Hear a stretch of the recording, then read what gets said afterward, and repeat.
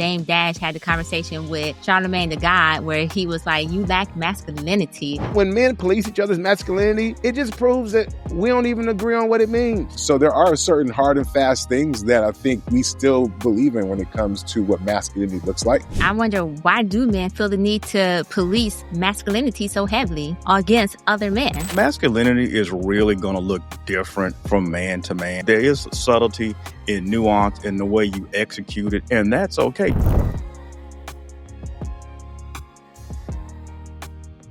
Dame Dash had the conversation with Charlamagne the God where he was like, you lack masculinity. As a matter of fact, recently on The Breakfast Club, Charlamagne the God had a conversation with Dame Dash, and throughout the show, Dame Dash kept hitting on him pertaining to his masculinity.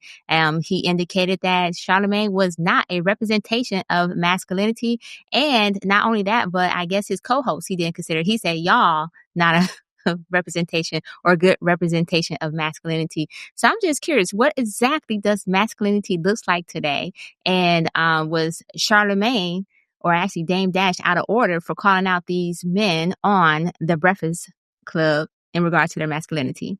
Yeah, well, all right. So Dame Dash said Charlamagne doesn't represent masculinity. I don't know who voted for Dame Dash as a spokesperson for masculinity. I don't know where the conference was.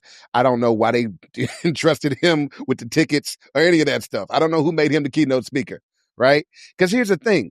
It's always the people who aren't a thing that's going around telling everybody else that the first ones to say who other people aren't, right? You don't see Elon Musk going around talking about who's not a billionaire, right? It's evident. He moves like a billionaire. He stands like a billionaire. Right? So when he goes in the room, he doesn't go to all the poor people and go, you know what? You're not a billionaire. Because if you are a thing, it speaks for itself. When you got to tell somebody what you are, it's because you're not confident that it shows through on its own. So for while people see him standing there challenging Charlamagne's manhood, I see a man insecure in his own for the need that he need to poke at somebody else's. Dude, you couldn't stand on and represent it yourself. If your manhood was that, and I ain't got nothing against Dame Dash. I'm just saying with the conversation and the way it was approached. If your stance on manhood was that strong, you would have set a big enough contrast by your presence and by the way that you moved that the comparison and the contrast would have been clear. People would have been able to draw it for themselves. They wouldn't need you to draw them a map. Masculinity is it's not a checklist. It's not about who your boss was or how you got into your industry. It's not about who mentored you or who taught you the game of whatever you're going into or how flashy your money looks. Masculinity is about how you move, how you stand on your own 2 feet and you control your space in this world. That's masculinity. How you handle your responsibilities with integrity. That's masculinity. So when men police each other's masculinity, it just proves that we don't even agree on what it means. And I think the men who are questioning it are trying to find a definition they can live by, are trying to check their definition against other people to make sure, oh, yeah, well, I must be good because I'm more masculine than that guy. Yo, be your own competition. Be more masculine than you were yesterday, and then you can win. And it doesn't matter who else is not doing what. So instead of gatekeeping manhood, I'd like to see more people model it. Do that. Yeah, I didn't get the masculinity conference either. Dame fumbled the ticket, so don't feel bad. I was left out too. Maybe I don't qualify. I'm not sure. I do think it's kind of weird to do. Like, you guys aren't a man, like challenging them to push-ups, or back in the day, you if somebody challenged your manhood, we had to go have a duel. We do slap you with the gloves. There's a pap, and now we got to go do 10 paces and fight our way out of this. And you know what? Masculinity is really going to look different from man to man. I mean, it's going to, the way you express it, the way it kind of manifests itself. It's not for me. It's going to look different for you, for Nick. Of course, there are going to be some commonalities, but there is subtlety in nuance in the way you execute it, and that's okay. Just because you do it different the way I do it, or vice versa, doesn't mean it's wrong. You're not a real man because you didn't do it the way the Delvin way. I mean, who am I? I just do what works for me and hope for the best. I especially doing it on the radio. That's weird. Calling people, not one man out. Most of the time, most guys wouldn't say it to their face, and doing it in the radio station, that's kind of a safe environment because we know in most cases, you wouldn't do it in a club. You wouldn't do it in a bar. You wouldn't do it in a place where there wasn't security, where there's like a threat of actual physical testing of the masculinity. So I think doing it in a safe space is a little suspect too. And you questioning other people's manhood. You're trying to, I don't know if you're trying to do a vibe check. That's how it came across to me. But what you think, Nick? That's my 2 cents. I mean, I don't know that people would question whether or not Dame Dash would throw hands with Charlamagne so he felt comfortable to talk his talk because he was in a radio station. That wouldn't be necessarily the angle that I would take, because I do think that Dame has an experience and history of being able to stand up, at least. Because I think that's one of the things that he was talking to Charlamagne about, right? He was like, you've ran. It was a fight, people came at you, you ran. My masculinity says that I don't run. You don't got to take an ass whipping, right? So, I mean, Dame Dash for a very long time has stood on certain principles. And we'd be lying if we did not say that those might be old school principles and that there were a more harsh or certain definition of masculinity. A man didn't do this, a man didn't do that. Like, that exists in the world that Dame grew up in, and probably the world that we did too, right? Boys Don't Cry was the beginning of defining masculinity. So I get that nowadays we want to be super PC and act like, sure, anybody can represent masculinity a certain type of way. That's not true. There are certain men or people who are born males who are feminine as hell. Like, they purposefully, they identify, they move like, they mimic, they take on the behaviors of, right? Specifically. And it's funny because I often wonder, like, who defined that? But somebody did for them to follow that, for them to define it for themselves and how they express themselves. So we want to pretend like this whole definition of masculinity isn't a thing. Now, yes, we can attack the messenger. We can say Dame is not qualified. I think the issue for him is that his credibility is certainly under fire. So it's fair, it's game to question Dame's credibility these days with all the announcement that he made and his financial situations. But one of the things, for example, he talked about was money, and he believes that men should move a certain type of way when it comes to money. So forget that he draws parallel to like this family office, and what he's really talking about is like complex ways that business people who are smart and brilliant organize their money to where they don't. So he had some good merit there, right? People just don't believe he's being for real, right? So it's funny because he might be giving you great information, but we're paying attention to the messenger, so maybe it gets lost on us whether or not, despite his foolery, that he's actually giving you gems that he might be applying himself, but you don't know. Right. So I get that Dame's credibility is shot right now, but I'd be lying if I said I didn't understand where he was coming from. I'd be lying if I said that, going back to the money piece, for example, can you be a man without taking care of yourself financially? Right. Some people might draw that line at saying, oh, okay, well, you're barely getting by. Okay, at least you're getting by. If you're $1 up, you're a man. Is that right? Right? Is that taking care of yourself? Are you taking care of your future? Or do you have enough? Right? Then you start to get with somebody, maybe you get married. Now you got the responsibility to them. Like, where do you draw masculinity and manhood? Because most men, to most men, if you're not making enough money to take care of your family, you might not feel like a man. Right? So there are certain hard and fast things that I think we still believe in when it comes to what masculinity looks like. I think Dame was trying to define it in terms of how men move. Me personally, like gossiping, Dame talked about, right? I mean, I guess maybe people gossip like that.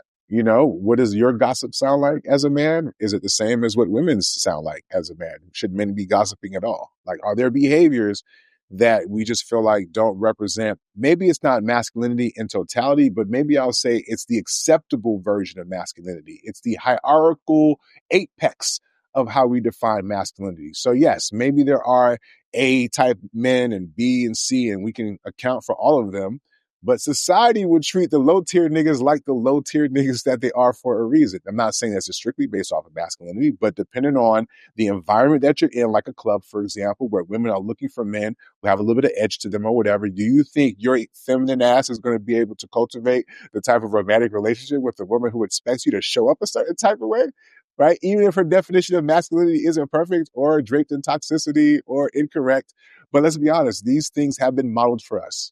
And so we're having the conversation about redefining them. If we're going to do that, it could be a hell of a slippery slope. But I don't think most people are down for that ride either. You know what I'm saying? We like our shit defined some. And me personally, I like my shit defines some. So I'm okay with defining it in a lens that I feel like I walk through life with. But I'll just say this much, that I think if you were to poll men who were born in the 70s and you start to define what masculinity, whether it's stoicism, whether it's how we, the list of things, a lot of us will be like, yeah, that's apex nigga right now. You know what I'm saying? I get it. Not everybody can be an alpha. I feel sorry for the rest of y'all if y'all can't be comfortable being whatever y'all are. You know what I'm saying? It doesn't mean that you're masculine, though, or at least not the version that we're willing to accept. And that's something that you got to accept if you just fall into those categories. See, that's crazy because I wonder, why do men feel the need to police masculinity so heavily against other men? It's Want me always to tell been a you? question. Yes. So there are some men who believe that society functions a certain type of way, that men are built and have responsibility to do certain things. As much as we complain about leadership and all this other shit, the truth is most of us are still Neanderthals in terms of our expectation for how the society thing works, right? So yes, I get it. A free for everybody, right? If that's the case, then many of us who might be liberal may not want our kids to learn certain things, right? Because if it's free for all, everybody should be able, no. There are certain parts of society that we deem, worth at least speaking on, trying to control, keep on, with good measure, right? The same way we talk about whether we should bring shame back. So I get it. Maybe it's like not the coolest thing. It's not something that I care to do,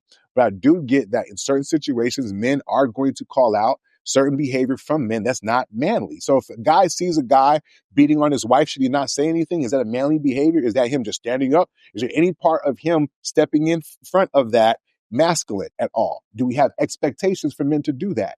Right? So yeah, sorry.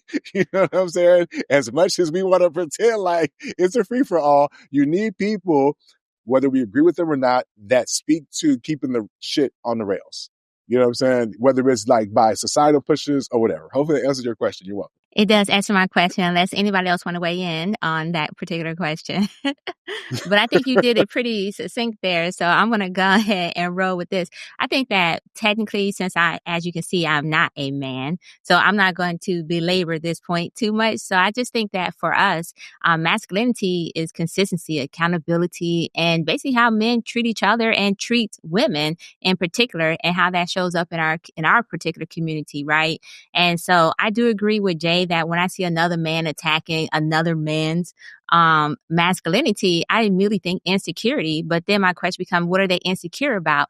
But once again, I'm speaking from a woman's perspective when it comes to why I think it's insecurity, because I think masculinity and femininity are actually interchangeable in some cases, because we should have both those qualities in ourselves. We should be yin and yang. It's just to what extent masculinity presents itself in a man and to what extent femininity may present itself in a man. Likewise with a woman.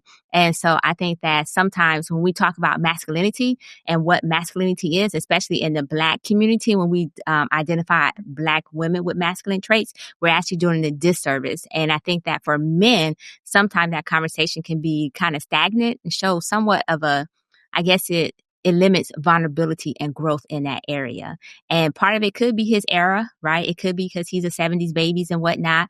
And that's what there's traditional, like men are stoic, men are this and men are that. So I like the fact that you guys clarified that is more about how you move as a man, how you take care of your responsibilities as a man and that type of stuff. So I do like that, the clarification of that.